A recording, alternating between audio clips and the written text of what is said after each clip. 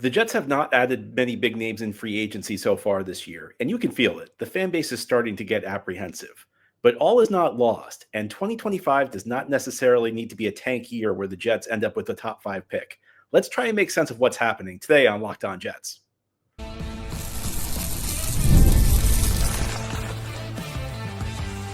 You are Locked On Jets, your daily New York Jets podcast. Part of the Locked On Podcast Network, your team every day. Welcome. This is the Locked On Jets podcast, part of the Locked On Podcast Network, your team every day. It is Friday, March 14th, 2025, and I'm your host, John B. from GangGreenNation.com. Thank you so much for making the show your first listener, first watch every day. A big shout out to you everydayers. This is a daily podcast covering the New York Jets with new episodes each day through the week, Monday through Friday. And today's episode is brought to you by FanDuel. Right now, new customers can get $200 in bonus bets when your first $5 bet wins. Well, the Jets have not been particularly active in free agency. Now, they've signed a number of players, but we haven't seen a lot of big name signings, at least to this point. And understandably, the fan base is starting to get a little worried. So on today's show, I'm going to try and make sense of what's going on right now with the New York Jets. And I'm going to try and explain why, even though they haven't been super active, that doesn't mean that the Jets are going to be like one of the worst teams in the league this year. In fact, I think the odds are quite good that the Jets will improve on their 5-win total from 2024. Now, I think we need to acknowledge that there's a reason the Jets have not been super active in free agency this year. And that goes directly back to what's happened the last 2 years. You know, heading into 2023 and 2024, the Jets, you heard it over and over, the Jets were all in. And what that meant was that the Jets were really borrowing a lot of their 2025 resources. And at the time, you heard a lot in the national media, well, no one's going to care how good the Jets are in 2025. 2025 is a long way off. Well, whenever you hear that, you should always be a little skeptical because 2025 was always going to arrive. And when 2025 arrived, people would care about how things looked. But the Jets essentially restructured contracts, which were done in a way that meant that a lot of the cap hits that they had the last 2 years were being pushed to this year. And that includes the Aaron Rodgers contract. It includes the C.J. Mosley contract. It includes other contracts of guys who aren't here anymore. Javon Kinlaw counts against the cap. Mike Williams still counts against the cap this year. I mean, it's just a lot of guys who count against the Jets salary cap in 2025 and a lot who will continue to in 2026. So the Jets were always going to be a bit limited in what they could do this offseason. And, I've been saying this the last couple of days. There was a figure that the Jets had $52 million entering free agency, which, sounds like a lot on paper, but you also have to consider what your needs are. And because of the way the Jets went all in the last couple of years, when you have as many needs as the Jets currently do, you really should have a lot more than $52 million because the Jets essentially had holes all over their roster from guys who were not returning. That's the reason they have $52 million. But when you have that many holes, when you have that many key players missing, usually you're going to have a lot more than $52 million to spend. So this needs to be kept in context. And you have a first-year head coach and a first-year GM. And the first year for the head coach and GM are important from the standpoint they're trying to establish their program. But the results are less important than they are any other year. Because when you are a first-year head coach and first-year GM, you're usually inheriting a situation that's not all that favorable. Because if a team needs a new coach and a new GM, odds are it's because the old guys got fired because they didn't do a very good job. Yeah, occasionally, a contender makes a change or, a coach or a GM just decides they don't need the stress anymore and they leave a contender. But for the most part, when you take over a new team, they're in a bit of a rough shape. So in a situation like this, a lot of times you'll hear comments like, well, it's not about wins and losses the next year. You'll hear the rebuilding word used. I don't think that this is necessarily a total teardown, though, for the New York Jets. And I think that there's a false view in the NFL that you're either all in this year or you're totally focused on the future. There's the talk, are you trying to win now or are you trying to win later? And people treat it as though it's an either or, when in reality, it's kind of a sliding scale. There are teams at the very bottom of the league who really are just entirely focused on the future. They're the teams that trade off all their good players. They just try and stockpile draft picks. They try and stockpile cap space. And then there are the teams like the Jets the last 2 years where they are just pushing it all for the present. They don't care about the future. But for most teams, it's a balance of the two. And there are different parts of the scale. There are some teams that are mostly about this year, but they're still going to hold a few things in reserve for the future. And then there are the teams that are like very balanced. Then there are the teams that are still going to try and compete this year, but they're not going to go overboard. They're not going to put the accelerator on if it's going to cost them future resources. And that's where I think the Jets fall. I think the Jets are going to enter 2025 as a team that's going to be looking to compete, and they're going to do everything in their power to be a competitive football team. But they're not going to burn a lot of future resources to do that. And that's where Aaron Glenn year one, Darren Muji year one. That's really where I think they're going to enter, and I think that's kind of what you've seen so far. Because they have a lot of time. They just started. They don't necessarily need to win this year. But I think it's a mistake to think that just because the Jets haven't been super active in free agency, making a lot of big moves, that they're just writing the season off. I mean, if you've seen Aaron Glenn speak to the press, and I know like press conferences aren't everything, but he's talked about imposing standards on this team. And I will say that I think Aaron Glenn's predecessor and a lot of the immediate predecessors Aaron Glenn has had, and the same goes for Darren Muji, a lot of the people who ran this team in the past were very quick to make excuses. And they were very quick to try and deflect blame when the team did not win. I don't get the feeling Aaron Glenn's going to be like that. I think that they're going to try and impose standards. And this is a Jets team that, with a new head coach and new GM, who are inheriting some degree of talent. I think we've kind of gone from one extreme to another. We started last year where people were making it out to be a Super Bowl team, and it really wasn't that much talent looking back. But now, like after a 5-win season, people are acting like it's the worst team in the league. And this Jets team does have good players. And look, I was a critic of the job Joe Douglas did because I don't think he did well enough. But that's different from saying Joe Douglas did nothing right. Joe Douglas made a lot of excellent moves with this team, and Joe Douglas left this team in a better position than he found it. The Jets actually have some core players now that they can build around, guys from the 2021, 2022, even the 2023 draft classes who are close to or about to enter what should be their prime years. And when you have, pieces like Sauce Gardner or Garrett Wilson, or, even to a lesser extent, AVT or Michael Carter or, Joe Tippmann or Will McDonald, these are pieces you can build around. When you have those types of players, unless the bottom completely falls out and you suffer a million injuries, you're probably not going to be at the bottom of the league. You're probably going to be able to win some games. And the other aspect of this is where coaching comes in. And again, like the pendulum really swung last year where people were acting like coaching was the only problem with the team. Coaching was not the only problem with the team. But the coaching did haunt the team last year. The coaching did cost the team some games last year. Now, the coaching wasn't the difference between winning the Super Bowl and winning 5 games. It was probably more winning 5 games, winning 7, 8 games. But with some improved coaching, that could have an impact on the Jets' record. That could help them steal another game or two. And of course, it is a first-year head coach with a first-year offensive coordinator, a head coach who's never been a head coach before, and an offensive coordinator who's never been an offensive coordinator before. So these are projections. But the hope is that these guys are really good. And if they are as good as advertised, if they are as good as we're hoping they will be, then the Jets may be able to, steal a couple of games along the way. And then there are a handful of NFL games every season that come down to just luck, whether a ball bounces the right way, whether you get a good call that goes your way, the other team gets a bad call that goes against them, some scheduling luck. This is a team that could surprise people. Now, it's not a team that's likely to make a deep playoff run, but one of the things that's good about heading into 2025 for the Jets is that things are so much lower key. The last couple of years, the Jets have won the offseason, and they've set expectations sky high. And there's nothing wrong with the high expectations, but the expectations were too high to be realistic for this team. Now it feels to me like expectations are a little bit too low. And that means the Jets will be in good position to surpass them. So I can't agree with anybody who thinks that the Jets are automatically destined to head to the bottom of the league because they haven't been super active in free agency. I see the makings of a plan right here. And of course, having a plan isn't enough. You have to be able to execute the plan. But I'm not as pessimistic as a lot of people are about the current state of the team and the immediate future, not to mention the long run. Now, during the Locked On Jets podcast, we'll talk about the current state of the roster. Let's look at the Jets' current strengths. Let's look at the skill sets the players have and try to figure out what kind of a team this is shaping up to be in 2025. That's as we continue here on this Friday edition of Locked On Jets. Today's episode of Locked On Jets is brought to you by FanDuel. March Madness is here, and FanDuel is giving you the chance to get in on the action like never before, because right now new customers can get $200 in bonus bets when your first $5 bet wins. That's $200 extra bucks to use on everything from buzzer beaters to Cinderella stories, and even who's cutting down the nets. You may have your eye on a few underdogs this year. Well, FanDuel makes it easy to back them with spreads, totals, and game props. With tournament games happening almost every day, there's always something exciting to bet on. The FanDuel app is easy to use, and when you win, you get paid instantly, no waiting around. Selection Sunday is coming up. Who will your Final Four be? Well, FanDuel is the place to get in on the action. So visit FanDuel.com and get in on all the college hoops action all tournament long. Again, it's FanDuel.com to get in on all the college hoops action all tournament long.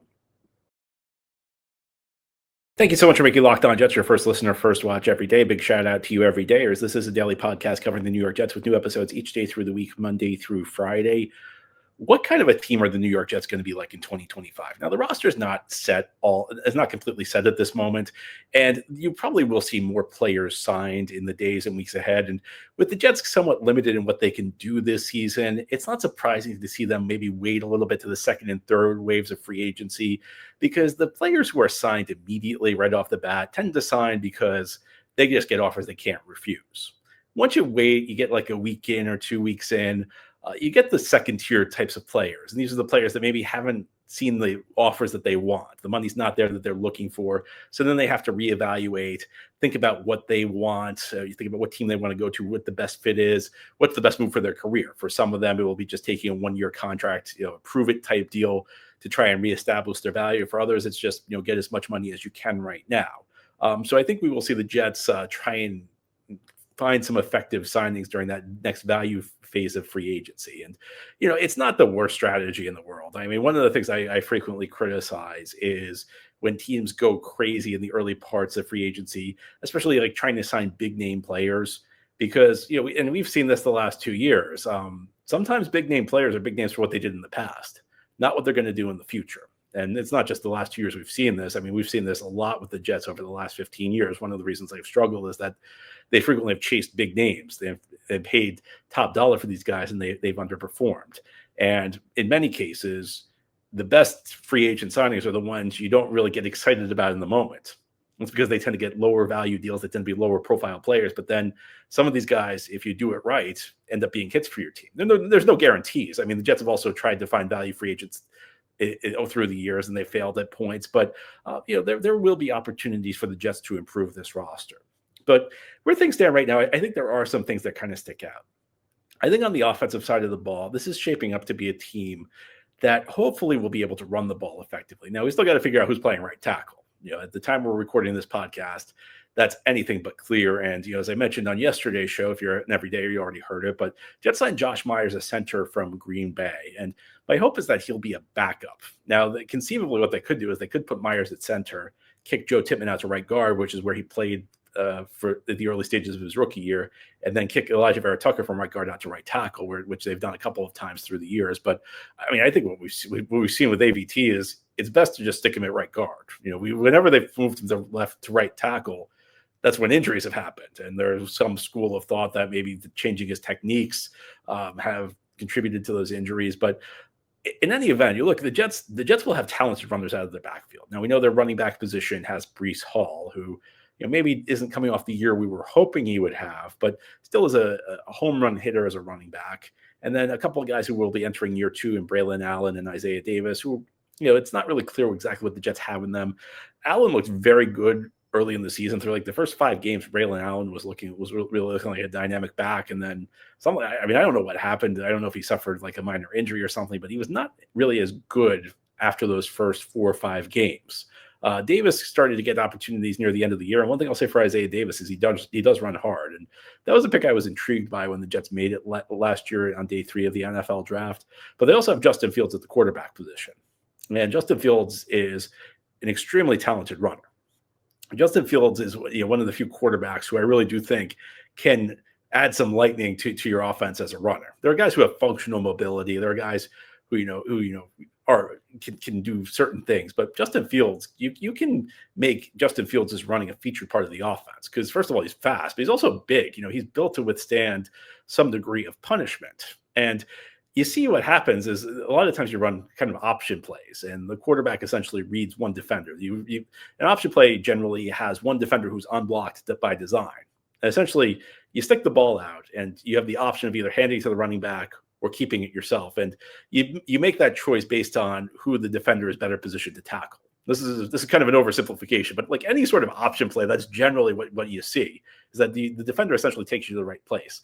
So that's why you see a lot of the quarterbacks who are more talented rushers have very good yards per carry stats because they're typically optimized by keeping the ball when it's best for them. But it's also why sometimes you see their running backs have really gaudy stats on yards per attempt because again, the same thing is they're only going to get the ball if it's an advantageous situation. So you put Fields and Breece Hall together. I'm excited about the possibilities for the Jets to maybe add some big plays in their run game.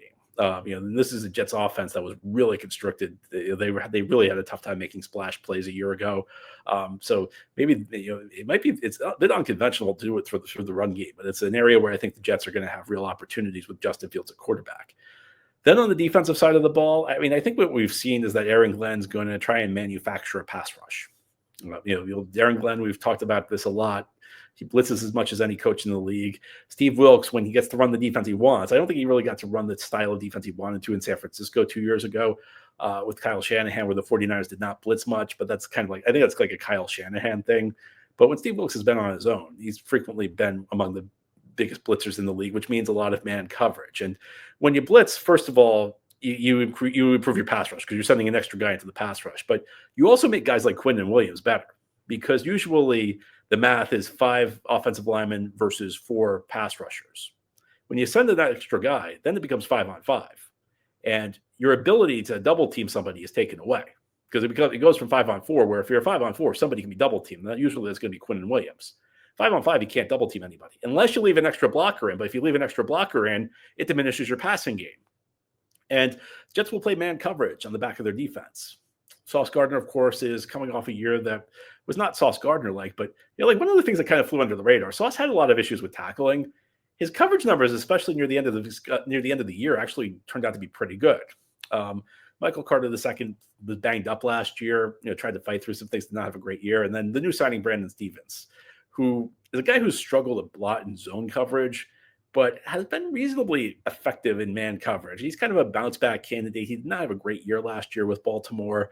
I did not love the amount of money they gave him because I view him as kind of a reclamation project, a guy with some degree of ability, a guy with some tools you can work with, but not necessarily a guy I would have paid, what the Jets gave him, but a guy who very well could work out. So you see the 2 most important things to do on defense are be able to get after the quarterback and cover. And you see a pathway for the Jets to be able to do both of these effectively. And again, these are the types of things that I think will keep the Jets competitive. I'm not saying the Jets are going to be a great team. I'm not saying they're going to be a 12-win team, but I really do see a pathway for this team to be a very competitive football club. Now, during the Locked On Jets podcast, we'll talk about how the Jets can enhance their roster because free agency has just gotten underway.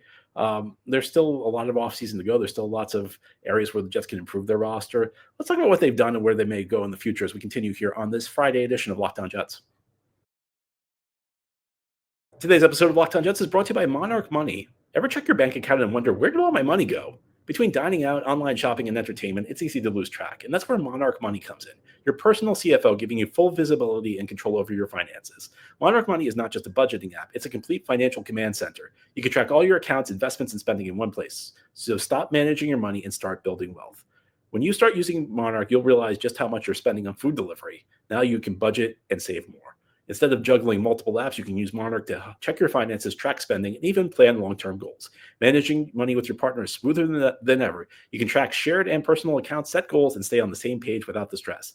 Take control of your finances with Monarch Money. Use code LOCKEDONNFL at monarchmoney.com for 50% off your first year. That's monarchmoney.com, code LOCKEDONNFL for half off your first year. This is the Locked On Jets podcast on this Friday. We're looking forward to the 2025 Jets. We're a couple days into the start of the new league year, and free agency is underway. Jets fans a little apprehensive, and understandably so.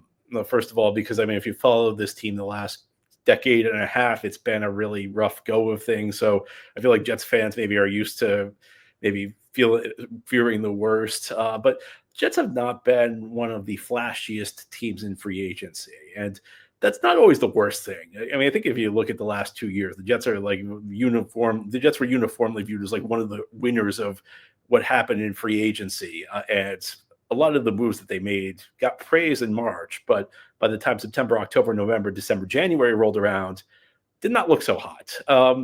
So Jets are really focusing on kind of like the lower level guys. Biggest signing that they made a couple of signings. They brought in a couple depth defensive tackles on Thursday. I think the maybe the most high profile move they made, which was really not a high profile move. They brought in a tight end, Stone Smartt from the Chargers.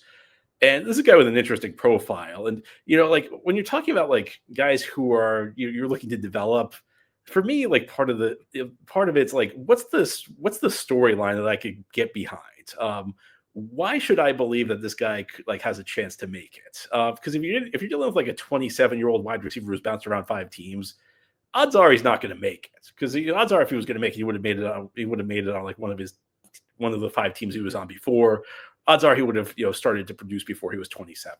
Stone Smart's an interesting profile because he was a guy who began his college career as a quarterback, then moved to wide receiver, then went to the NFL and became a tight end, and has had some okay production. I mean, he hasn't done anything special, but he broke 200 receiving yards last year. But he's on the smaller side for the tight end position. The Chargers did not give him an offer. He was a restricted free agent. The Chargers did not offer him a contract.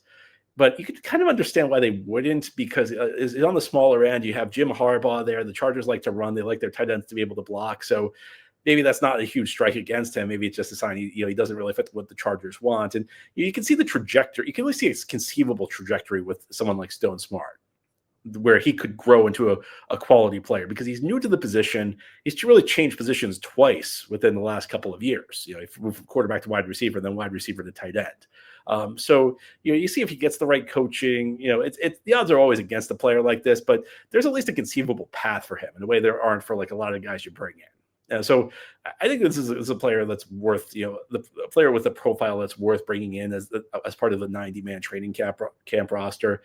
And, hopefully some of the guys the Jets sign in the days and weeks ahead will have better odds of success than Stone Smartt. But, part of like what I'm looking for is, are they bringing in guys who have the profile where they could make it? Somebody like Justin Fields. Justin Fields is probably the best example, where Jets need a quarterback. There really aren't many good options out there. So they went and got a guy with upside, a guy who, if you put him in the right situation, you could at least see a path where this could work out. I think that the roster building this year is going to be a marathon, not a sprint. The last couple of years, it was more of a sprint. The Jets were signing a lot of flashy guys, a lot of the big names early in free agency. It was just about a year ago to the day that the Jets signed Tyron Smith to play left tackle. And then, Mike Williams was brought in a year ago. A few weeks later, they made the Hassan Reddick trade, and people were talking about the Jets as a team with no holes. This year, I think it's going to be a bit of a longer road. I think that, some of the players, I get this question every week when I do the mailbag show on Wednesday. They ask me, what players do I want at a given position? And, I can, and I always try and find some names for you. But the reality is, some players aren't available right now. There are players who will probably be cut in the days and weeks ahead who will suddenly emerge as options for the Jets. And of course, the NFL draft is coming up. The Jets have the 7th overall pick. So the Jets should be in position where they will be able to add a player who can help immediately. Would it be a Ted McMillan who could help at the wide receiver position? Suddenly, that skill group's looking pretty. If you add in a top-notch receiver prospect, I think that the skill position groups are starting to look pretty good. We still need a tight end, but Garrett Wilson's a good anchor as a number 1 receiver. If you get a number 2 receiver in here who knows how to play, that's the type of thing that could make a difference. And then, at the running back position, we went over the guys they had. Breece Hall's a good number 1 back. You hope one of the two between Braylon Allen and Isaiah Davis could be a quality second back. You add a wide receiver there, that's a quality. Then you're in good shape. The other option, another option would be Mason Graham, a guy I've talked a lot about on the show, the defensive tackle out of Michigan. And you put him next to Quinnen Williams. What I said about how 5-on-4, 4 pass rushers versus 5 offensive linemen, which means only one guy can be doubled on any given play. Well, even when you don't blitz, if it's 4-on-5 and you have Quinnen Williams and Mason Graham together, one of them's going to get a one-on-one on every play. And then when you blitz, they're both going to get one-on-ones. And then only one of the two would need to beat their block in order to get to the quarterback. That's the type of thing that could really enhance the defense. And there are other options around. And the point is that it's not that the Jets are necessarily going to be a team that's going to be favored to overtake Buffalo in the AFC East. They're not going to be a team that's going to be in the running against, Kansas City and Baltimore, and even Cincinnati if they can get their defensive act together. But this is a team that I think could be a very tough out if things break the way the Jets are hoping they break, and if this coaching staff is as good as advertised, and if this front office is as good as advertised, because a lot of the guys that Darren Muji will find, if he's a good GM, are not guys who are really going to excite the fan base at the moment they're signed. A lot of team building in the NFL is about the stuff that kind of happens under the surface. It's the stuff that like nobody's really paying attention on. Finding the right profiles of guys you can develop, and then being able to work with the coaching staff to identify those traits and get those guys in here. That's going to be the key. That's really the key for this team. It's not about making flashy signings early in the free agency period. I think if you're a Jets fan, you know that about as well as anybody could. Anyway, that's all for today's episode. This has been the Locked On Jets podcast, part of the Locked On Podcast Network. Your team every day is our motto. As always, if you enjoyed the show, hit the subscribe button where you're watching or listening so that you'll never miss an episode. If you enjoy the show and are listening on the podcast source, please give it a 5-star review. And if you're watching on YouTube and enjoy the show, give this episode a big thumbs up. Helps us out, helps other Jets fans find the podcast. Enjoy your weekend, everybody. We'll be back on Monday to talk more Jets.